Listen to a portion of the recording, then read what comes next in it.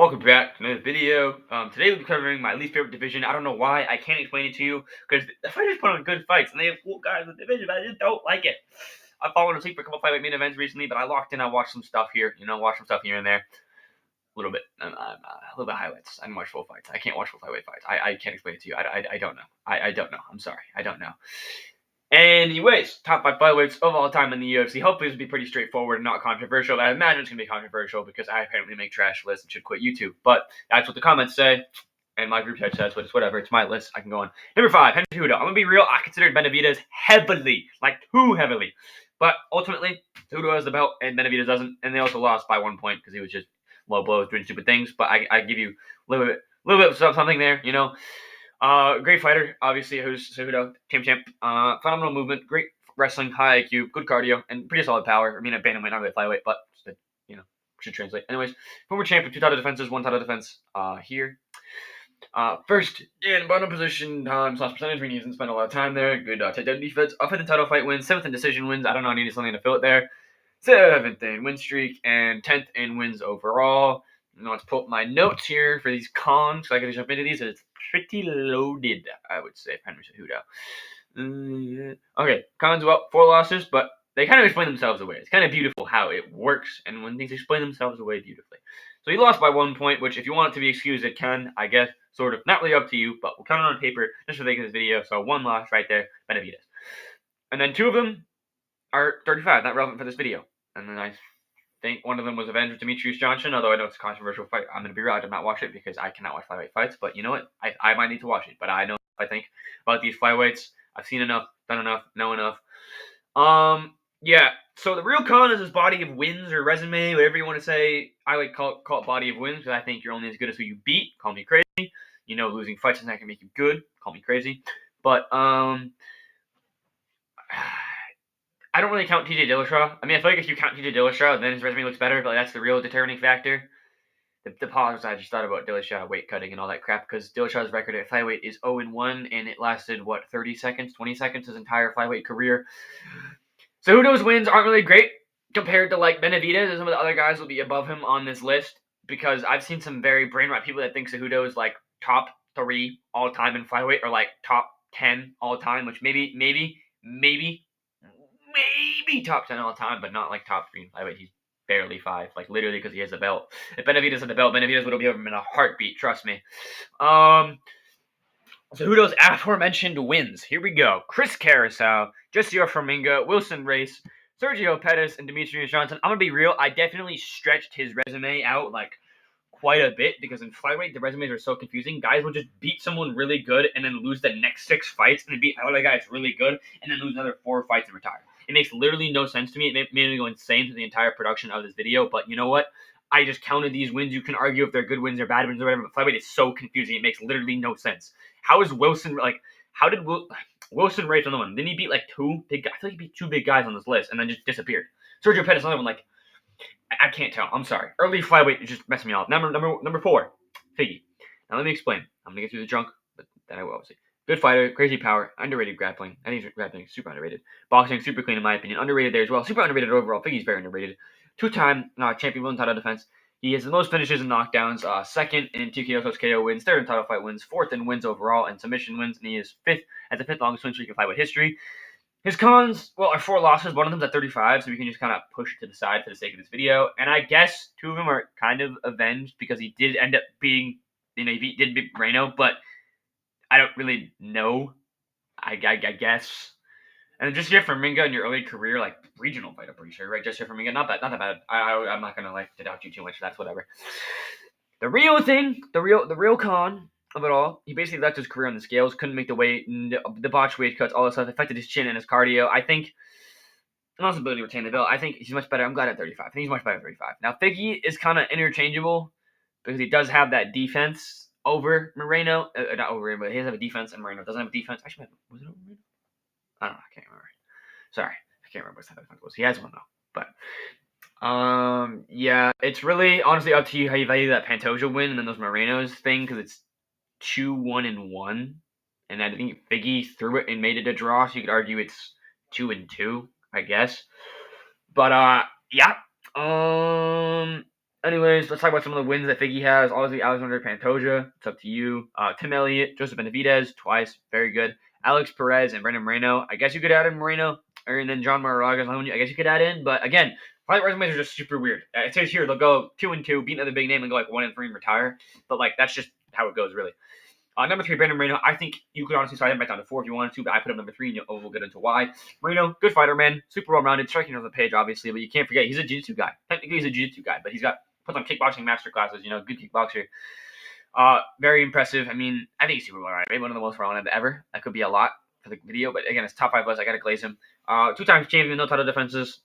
Most fight-time and significant strikes landed. 3rd in total strikes landed, and title fight wins. 4th in wins overall and finishes. The main con, obviously, is 8 losses, but I guess Diggy and Royval are avenged because I don't know how it works really because it's 1-1, and Moreno did actually finish Royval, and Royval didn't finish Moreno, but honestly, it's up to you how you want to view it.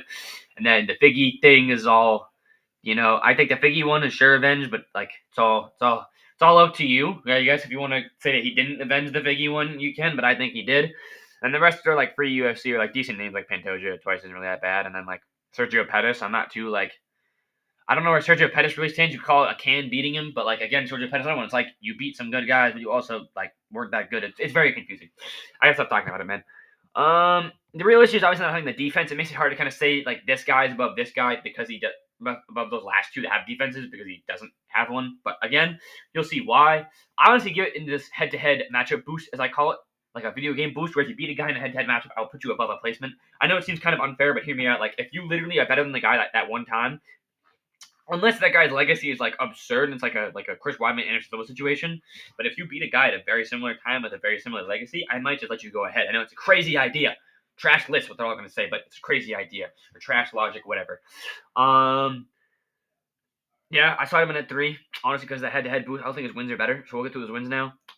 Dustin Ortiz, again, another one on the offense about. Kai Kara France twice, not offensive about that. Just here for Minga. Brandon Royval, I guess, counts, and then Figgy twice. I mean, you could call the first one a stretch, but the rest are undoubtedly great wins. I think better than Figgy's wins. Call me crazy, but that's how it goes, Number 2, Pantoja. I need to stop some people saying he's number 1. This is the most brain pick of your life. I understand new gen beats old gen. Let's have some respect here, and also like paper resumes, all that stuff. Anyways, Pantoja's gritty, dude. Great chin, good cardio, solid striking, grappling, very well rounded. I think that's why he wins, despite obviously the fighting IQ question marks. He's the current champion in his 3 title defenses. He has the most wins, finishes, and subs in flyweight. That's crazy. I didn't realize that. As I'm writing that, I just remember that how important that means. 2nd in win strength length is what I put there. Interesting. Title fight wins. And 2nd title fight wins, sorry. Oh, yank my headphones there. He is 3rd in significant strikes landed, and he is 5th in total strikes landed. The cons, obviously the losses. None of them are avenged. We got 5 in total. Figgy, not really bad loss. Formiga, not really. Formiga, just here Formiga? Formiga, yeah, not really bad loss. Ortiz, also not horrible. Askarov, I'm not sold. Is this guy good or is this guy bad? Another one, I don't really know. I know he beat Benavidez, which to me screams like good, but I don't really know. I'm not going to hyperanalyze Askarov's losses right now. Pantoja basically, here's the real thing of it all, though. The real con of it all. Pantoja basically cooked himself with a GOAT contention right now because he's run out of defenses, which is the one thing he literally needs. If he has no contenders who have no defenses, I know the Manel Cap, but not really. He's not going to fight Manel Cap. He doesn't care. I want to put this in perspective, like the mountain that he has to climb. You could say it's not big of a mountain, but just hear me out. He's 34 right now. Right now, if he defends his belt 3 times a year, he essentially need to not lose for 3 years straight. He need to be 37 by the end of it. We know the over 35 curse. Now, not losing for 3 years straight as you creep into age 40, let alone age 35, and also finding 8 opponents. I put 8 opponents on, right? Yeah, 8 opponents. No. Yeah, it would be 9 opponents. I put like 8 or 9. Basically, it really depends. That's going to be tricky, bro. Especially in given this flyweight division, how barren this is. But again, I think he's still pretty good. I think he's super underrated overall. I think in the modern context and in the historical context. But he should make the Hall of Fame. I think he should make the Hall of Fame with Mighty Mouse in the same class. And we can talk about opening up the Figgy and Moreno and all those guys. But he should for sure make the Hall of Fame in the same class as Mighty Mouse. Do like a flyweight class, something like that, because there's no flyweights in the Hall of Fame right now. Now, his wins, I mean, none of that matters. We kind of already know he's pretty solidified his 2nd spot. Brandon Moreno 2 times, Manel Cap, Brandon Royval 2 times, Alex Perez. I mean, I guess you could say Asakura in there because he beats Koji Horigaki, right? That's how you say it, Koji. I'm talking about the Japanese guy who's a bantamweight and a flyweight. He's on both. I guess you could say that because Asakura does have some wins over some flyweights. And then Wilson Race, but that's up to you. And if you want to add those 2, Asakura and Wilson Race in there, it's completely up to you. All right, I pulled number 1 by accident. Demetrius Johnson. I know, crazy. You guys never thought. I mean, he's a very niche, unknown fighter. Practice. I'm kidding. He's the GOAT for a lot of people. He's probably the firmest claim to like divisional GOAT status more than GSP. I would say. I know. The crazy hot takes on the channel right now. We're going absurd. We're really digging deep into the bag right now. Obviously, top pound fighter of all time, phenomenal IQ, amazing cardio, speed, skills. We all know that crap. Everybody knows that. Anyone knows MMA knows that he's like arguably the most skilled fighter of all time. I know skills subjective. I won't really debate it. Former champion, 11 title defenses. I mean, won the belt at the tournament win, which is kind of a fun fact. Most wins, tied actually with Pantoja apparently. Finishes, subs, most title fight wins, not tied. Most control time, longest win streak, and he's second in both significant strikes landed and total strikes landed, plus takedowns. The Collins, obviously 4 losses. That's what I love about his resume. This is what I love about talking about Demetrius Johnson. They just beautifully explain themselves away. Beautifully. More beautifully than Cejudo. You ready for this? Brad Pickett in your 4th fight, it's his 23rd. Inexperience, gone. Right out the window. Throw it out the window. Straight out the window. Dominic Cruz in your 8th fight, it's his 20th. Boom. Chuck it out the window. Also there at 35. Cejudo won. It's a controversial 1-1. You could argue it's 2-0, but it's 1-1, so technically you could argue it's even. Ninja Trilogy, you could argue also scratch that one away, because he did beat him.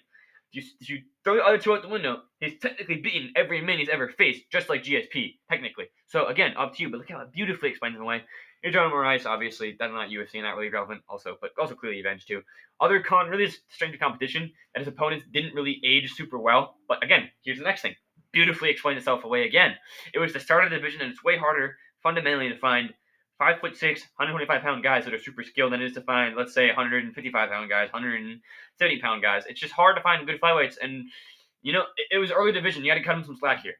I know it's like what, but like it's true. Genuinely, like he was the best of what he made. It was the best of the best at his time. He made do with what was there. He may not have had crazy all-time wins every single fight, but he does have some pretty decent all-time wins.